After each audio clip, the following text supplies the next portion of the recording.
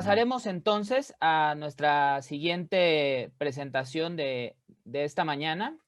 Esta presentación correrá a cargo del doctor Renato Berrón, director general del Instituto para la Seguridad de las Construcciones de la Ciudad de México.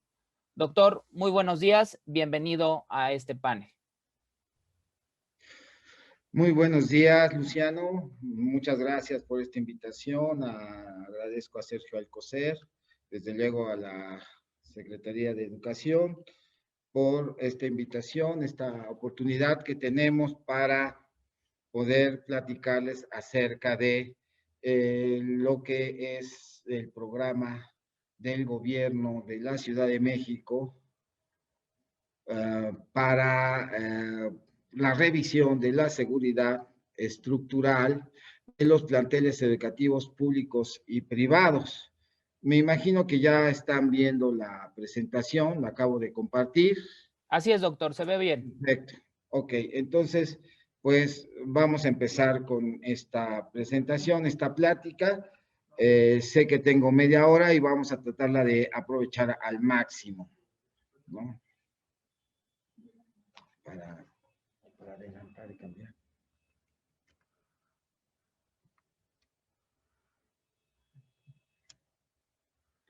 Ok, aquí. Ok, bueno, como primer punto, antes de platicarles sobre el programa que tiene el gobierno de la Ciudad de México, les comento que en la Ciudad de México existen 5,561 planteles educativos del nivel básico. O sea, nivel básico es kinder, primaria, secundaria. No están considerados nivel medio superior ni el nivel superior. O sea, preparatorias y universidades no están consideradas dentro de este programa. Nosotros estamos estimando que existe para cada plantel educativo un promedio de 4 edificios, más o menos, ¿no? Hay edificios que tienen 6, 8, planteles educativos que tienen 6, 8 edificios y hay otros que tienen 3 o 2. En total, pues tenemos de manera estimada del orden de 22,000 edificios escolares. La idea que trae el gobierno de la Ciudad de México es revisarlos a todos, revisarlos numéricamente, con un modelo matemático en computadora, de tal manera de detectar qué tanto cumplen o dejan de cumplir el reglamento actual. Doctor, disculpe que lo interrumpa. ¿Puede poner su presentación en modo presentación para que veamos mejor las tablas? Sí, por favor. Claro. Gracias, doctor.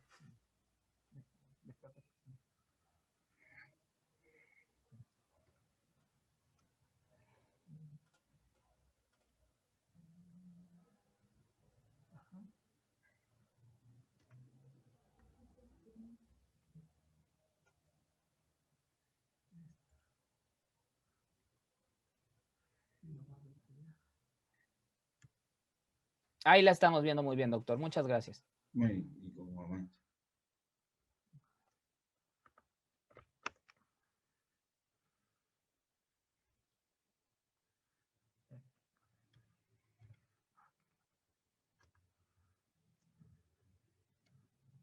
Ok, entonces,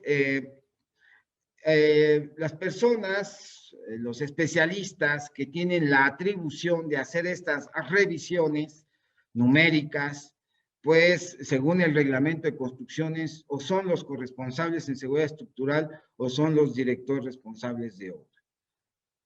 Son las personas con las que el gobierno se apoya para para avalar estas revisiones. Entonces, nosotros contamos con un padrón de, en estos momentos, 99 corresponsables de seguridad estructural que tienen actualizado su carnet y 682 directores de obra que también tienen actualizado su carnet. Nosotros, siendo conservadores, consideramos que si el 40% de estos auxiliares de la administración están dispuestos a colaborar con este programa, que es un programa muy ambicioso. Estamos hablando de 22,000 edificios a revisar numéricamente, Bueno, pues contamos con 312 auxiliares de la administración que estarían disponibles. Pues nosotros dijimos, bueno, dado el número tan elevado de edificios en contra de un número tan limitado de especialistas que nos van a ayudar a atender este programa, entonces, pues tenemos que darle una prioridad. Entonces nosotros estamos dividiendo a los edificios en prioridades muy alta, alta, media, en función del año de construcción de su zona geotécnica, para tener números más manejables. Por ejemplo, todas aquellas edificaciones que están construidas antes del 85 y que están en zona 3, pues son 7,723 edificios escolares, ya no planteles, estamos hablando de edificios escolares. Por ejemplo, los que están después del 85 en zona 3 son 4,734. Y así, entonces con estos números, pues ya podemos nosotros manejar y tener una mayor, podríamos decir, factibilidad para hacer este programa, ¿no? Con grupos. Por otro lado, se publicó en el año de 2019, más o menos a mediados del año 2019, una reforma al reglamento de construcciones, que es el artículo 177 bis, en donde justamente hace obligatoria esta revisión numérica, ¿no? Ya sea porque se presentó un sismo de ciertas características o porque así lo demanda la administración. La administración es el gobierno de la Ciudad de México. Entonces, tenemos, después de un sismo, 3 casos. O sea, cuando se registra un sismo que tenga aceleraciones en una estación bien definida, que es la estación de la SCT, si se registran en esa estación aceleraciones entre 30 y 60 gas, nada más se van a revisar de manera profunda, numérica, los planteles educativos que reporten daño. Pero si se registra en esa estación aceleraciones de 61 a 90 gas, entonces se van a revisar todos aquellos planteles educativos que se encuentren dentro de la zona de actuación prioritaria. Esta zona fue definida con los resultados de las zonas de mayor densidad de daños de los sismos anteriores, desde el 57 hasta el 2017. Entonces se formó esta zona. Y si el sismo da aceleraciones mayores a 90 gas, entonces tendríamos que revisar todos los planteles educativos de la Ciudad de México, ¿no? Entonces, este artículo es muy importante porque hay que hacer esa revisión de seguridad estructural de conformidad con los lineamientos, para lo cual, entonces, se publicaron unos lineamientos el 18 de septiembre y se acaban de reformar el 3 de febrero de este año, ¿no? Los lineamientos originales, los del 18 de septiembre del 2019, pues hablaban solamente de un método para dar prioridad a las edificaciones. Ahora metimos otro método más simple, más rápido, porque el método de levantamiento físico, como los llamamos, no estaba siendo muy lento y empezamos a tener muchos problemas. Pero aquí les estoy presentando las etapas de la revisión que se deben de cumplir para finalmente, como última etapa, obtener el registro de la constancia de seguridad estructural. Antes, hay la primera etapa, que es determinar las acciones, los tiempos límites de las acciones prioritarias. Hay 3 acciones prioritarias: la revisión numérica, el proyecto de rehabilitación y la ejecución del proyecto de rehabilitación. Esas son las 3 acciones prioritarias que son las etapas subsecuentes. Pero antes se calcula qué tiempo le vamos a dar al propietario del inmueble, porque estoy haciendo este procedimiento para los planteles educativos privados. Ya veremos para los públicos. Es otro tratamiento, Para los privados, tenemos que, como primera etapa, definir los tiempos que le vamos a dar, los tiempos límites que le vamos a dar al propietario para que realice las acciones prioritarias, la revisión numérica, el proyecto de rehabilitación y la ejecución. Y ya después, pues el registro de la constancia, que es meramente un trámite ante una alcaldía.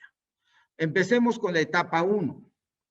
La etapa 1 es cuando el propietario del plantel educativo puede elegir entre los dos métodos. No le quitamos la oportunidad de hacer el método de levantamiento físico, pero le damos la oportunidad de que aplique el método simplificado para determinar los tiempos. Es un método en extremo rápido, práctico, en donde con base en la zona geotécnica y en el año de construcción del edificio, de los edificios o del plantel educativo, se dan estos tiempos. Por ejemplo, ahí vemos en la tabla cómo aparece el año de construcción del plantel, la zona geotécnica y los tiempos que se dan. Por ejemplo, para hacer la revisión numérica, le damos al propietario del plantel 6 meses para que presente resultados de esa revisión numérica. Ahorita, más adelante, vamos a ver en qué consiste la revisión numérica. Si para el tiempo, para el proyecto de rehabilitación, le damos 12 meses a partir de la notificación de la administración. Y para ejecutar el proyecto de rehabilitación, le damos 24 meses a partir. Cuando se trata de un edificio que está ubicado en zona 3 y fue construido antes del 85. Desde luego, para los edificios que fueron construidos después del 85 y están ubicados en zona 1 o 2, pues tienen un tiempo más largo para cumplir con estas acciones prioritarias. Al final del día, bueno, se calculan los tiempos límites y se le notifica al propietario y a partir de esa notificación corre el tiempo para que haga sus acciones prioritarias. El otro método, el método de levantamiento físico para determinar también los tiempos límites de las acciones prioritarias, pues tiene un procedimiento más elaborado, más complejo, porque primero tenemos que realizar el levantamiento físico conforme a un formato que ya está establecido dentro de los lineamientos. Son varias hojas en donde se recaba mucha información de la estructuración, de los daños del edificio, de su ubicación y algunos antecedentes, si es que fue o no fue reforzado en sismos pasados, en fin. El propietario para esto debe contratar los servicios de un especialista. Esto no lo puede llenar el propietario, tiene que ser un especialista. Y aún así hemos tenido muchos problemas con el llenado de estos formatos. El levantamiento físico se llena de manera electrónica y queda automáticamente registrado en el instituto, donde una vez que se elaboró y se firmó el formato, lo tiene el instituto y posteriormente se analiza toda la información del formato, daños estructurales, ubicación, estructuración, antigüedad, todo, y al final se comunica mediante una notificación al propietario del inmueble los tiempos límites. La ventaja de este método con respecto al anterior, para esto también hay una tabla que nos define los tiempos en función de los daños, la estructuración, la zona geotécnica, la antigüedad. Los tiempos son más largos muchas veces para los edificios, ¿no? Entonces, si el propietario se va por este método, va a tener más tiempo para realizar las acciones prioritarias, ¿no? Después la segunda etapa, pues ya es la revisión numérica por parte de un corresponsable en seguridad estructural. Aquí ya entra exclusivamente, bueno, aquí es donde entra un corresponsable o también podría hacerlo un DRO. Eso no está limitado todavía por el reglamento. La constancia es la que ya está limitada, ¿no?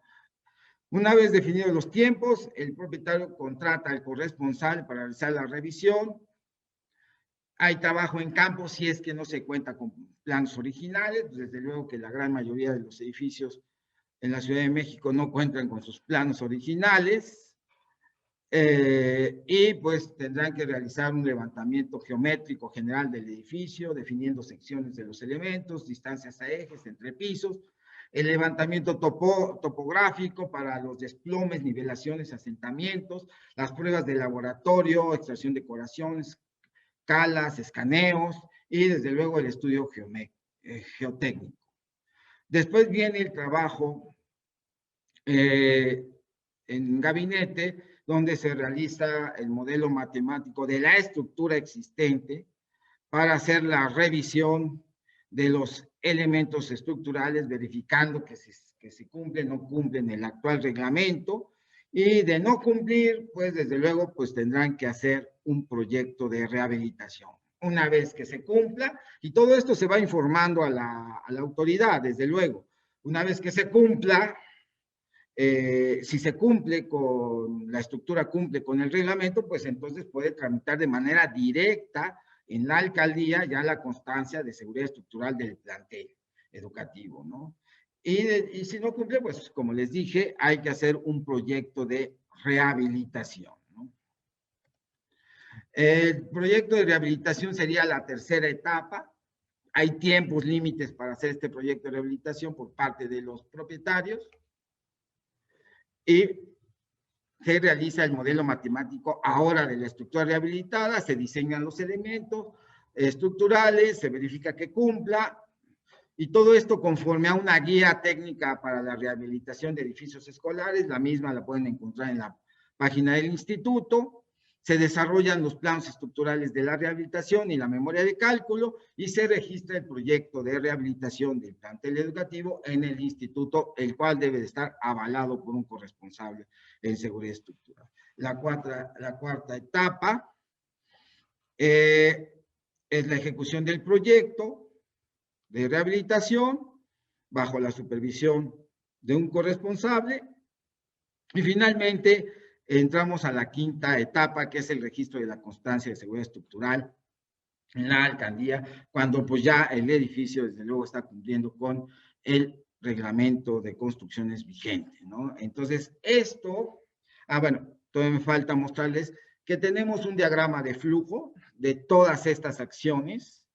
Lo hicimos para que ustedes, si alguien nos apoya en este programa, pues yo les voy a dejar esta presentación a los organizadores de este taller, y ustedes podrán leer todo esto y podrán ayudarnos de una manera muy eficiente, ¿no? Aquí viene lo de la notificación por parte de la autoridad educativa, viene lo de que el propietario tiene que elegir a un corresponsable y nos tiene que dar los datos del año de construcción, la ubicación la sacamos con el domicilio, el gobierno notifica los tiempos límites de las acciones prioritarias, el propietario da aviso al instituto de los resultados de su revisión numérica, o sea, la primera acción prioritaria, y en función de la revisión, pues se va hacia el proyecto de rehabilitación o se va directamente a registrar la constancia de seguridad estructural. Si se va al proyecto de rehabilitación, debe respetar la guía técnica para la rehabilitación de edificios escolares. Finalmente se registra en el instituto, obtiene su constancia de registro, el propietario interviene en la escuela y una vez que se termina, se registra ante la alcaldía la terminación de la obra y se tramita la constancia de seguridad estructural, ¿no? Entonces, esto es a grandes rasgos lo que yo les comenté sobre planteles educativos privados. Ahora, con respecto a los planteles educativos públicos, bueno, eso le corresponde a la autoridad, el ponerlos al día, el que respeten el reglamento de construcciones y que obtengan su constancia de seguridad estructural. Como primera etapa, para esto, pues se tiene que hacer una revisión. Nosotros ya iniciamos, ya arrancamos esta revisión de la seguridad estructural, o sea, un modelo matemático en computadora, se ve si cumple o no cumple el reglamento, qué tanto no lo cumple, desde luego, y con base en una prelación, en los lineamientos ya aparece esta prelación en función del peligro sísmico, ahorita lo vamos a ver. Segunda etapa, pues son las acciones prioritarias, la revisión numérica, proyecto de rehabilitación, ejecución del proyecto de rehabilitación, ¿no? Esta es la tabla de prelación según el peligro sísmico en la Ciudad de México. Estamos considerando alcaldías, consideramos que la alcaldía Cuauhtémoc, Benito Juárez, Iztapalapa y Tlalpan son las prioritarias. En segundo lugar viene Tláhuac, Coyoacán, Xochimilco, Iztacalco. Siguientes alcaldías, Venustiano Carranza, Gustavo Madero, Azcapotzalco. Y las últimas, las que menos peligro sísmico tienen, Coajimalpa, Magdalena Contreras, Álvaro Obregón y Milpal. En función de esta prelación, estamos atacando todas las escuelas públicas de la Ciudad de México. Aquí viene el diagrama de flujo, hacemos las revisiones de los planteles educativos en función de la tabla. Aquí nos estamos apoyando muchísimo y agradecemos mucho el apoyo y la ayuda por parte del Colegio de Ingenieros Civiles de México, a través de la AMDROC, que nos hemos coordinado muy bien para hacer primero las revisiones numéricas y ahora, en el año pasado, hicimos los proyectos de rehabilitación de muchos planteles educativos que eran los que menos cumplían el reglamento. Por ahí empezamos. Hicimos las revisiones, no cumple, nos vamos al proyecto de rehabilitación, usamos la guía técnica para la rehabilitación de edificios escolares, el proyecto se remite al instituto para obtener la constancia, el gobierno interviene en la escuela, que en eso este año ya vamos a intervenir muchísimas escuelas, ahorita vamos a ver datos, y se obtiene la constancia de registro, ¿no? Es un diagrama de flujo más simple. Por ejemplo, ahorita ya tienen proyecto de rehabilitación 172 planteles educativos. Esto nos da un total de 625 cuerpos ya con proyectos de rehabilitación. Esto quiere decir que tenemos 625 proyectos de rehabilitación para ejecutar. Este año vamos a ejecutar, no todos, una gran cantidad. Es un tema de dinero. O sea, hicimos cuentas, cuánto nos costaría rehabilitar estos 625 cuerpos ya con su proyecto o ejecutar estos proyectos, pues nos va a costar del orden de 1,500 millones de pesos. Es un tema de dinero el que nos detiene un poco. No tenemos el recurso para esto en estos momentos. Se va a iniciar con la aplicación del orden de 200 millones de pesos, más o menos, en todos estos colegios, en todos estos planteles educativos, y conforme avance el año vamos a ir buscando la manera de tener más recursos para ir aplicando en la ejecución de estos proyectos de rehabilitación. Entonces, tenemos que en Cuauhtémoc tenemos 154 planteles educativos, en Iztapalapa 171, en Xochimilco 91, en Tláhuac 80 planteles educativos. Bueno, aquí son más bien edificios educativos, no planteles, ¿no? Y en total, como dijo, son 625 proyectos que ya tenemos para...